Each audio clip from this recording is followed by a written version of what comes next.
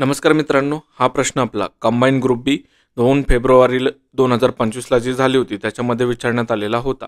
तर याच्यामध्ये काय विचारलंय त्यांनी, शेवाळांचा गट आणि त्याची उदाहरणं विचारलेली आहेत। आता हा प्रश्न एक्सपेक्टेड नव्हता, डीप आणि डिफिकल्ट लेवलचा हा प्रश्न आहे, पण आता विचारलाय तर आपल्याला इतरही त्याची उदाहरणं पाठ करायचे आहेत। मग वन बाय वन आता ते बघूयात कोणकोणते। तर पहिल्यांदा आपलं रेड अल्गे आपण बघूयात। रेड अल्गेलाच आपण रोडोफायसी म्हणतो, हे सर्वप्रथम आपण पाठ करायचं।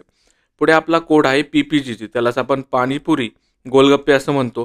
पाणीपुरी गोलगप्पे लक्षात ठेवायचं।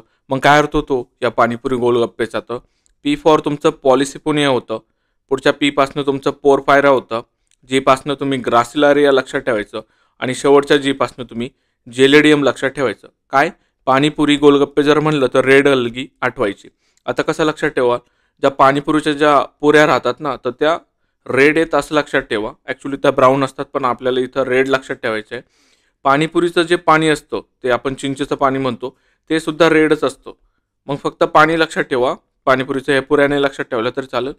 पाणी जे असतं आपले चिंचेचं तर ते रेड आहे, त्या अनुषंगाने रेड अल्गी आणि हे पाणीपुरी गोलगप्पेचा कोड लक्षात ठेवा। पीपीजीजीचा काय अर्थ होतो ते पण मी तुम्हाला इथं सांगितलं आहे। पुढे आपण बघूयात ब्राऊन अल्गी। आता ब्राऊन अल्गीलाच आपण फिओफायसी म्हणतो, त्याचा कोड आहे आपला सेल्फ डीपी। आता ते यो ए हनी सिंगचं एक गाणं होतं, ब्राऊन मुंडा समथिंग काहीतरी, तर त्या अनुषंगाने सेल्फ डीपी लक्षात ठेवायचा प्रयत्न करा। आणि काय अर्थ होतो या सेल्फ डीपीचा? एस फॉर तुमचं सार्गॅसम येणार आहे, ई फॉर तुमचं इक्टोकार्पस येणार आहे, एल फॉर तुमचं लॅमिनारिया येणार आहे, एफ फॉर तुमचं फ्युकस, डी फॉर डिक्टाओटा आणि पी फॉर तुमचं फिओफायसी येणार आहे। काय लक्षात ठेवायचं? ब्राऊन अल्गीपासनं तुमचं फिओफायसी आणि ब्राऊन अल्गीचा आपला कोड आहे सेल्फ डीपी। सेल्फ डीपी म्हणजे काय? सार्गॅसम, इक्टोकार्पस, लॅमिनारिया, फ्युकस, डिक्टोटा आणि फिओफायसी। आणि आपला शेवटचा आहे ग्रीन अल्गी।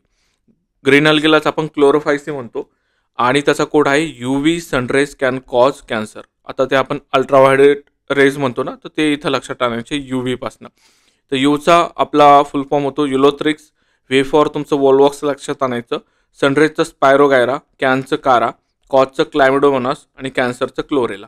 ग्रीन अल्गीचं आपण बघितलं chlorophyceae, UV sun rays can cause cancer हे लक्षात ठेवायचं। यू पासनं युलोथ्रिक्स, व्ही पासनं वोल्वॅक्स, सनरेज पासनं स्पायरोगायरा, कॅन पासनं कॅरा, कॉज पासनं क्लॅमिडोमोनास आणि सी फॉर कॅन्सर शेवटचं तुमचं क्लोरेला येणार आहे। आता इकडे यात आपण प्रश्नावरती।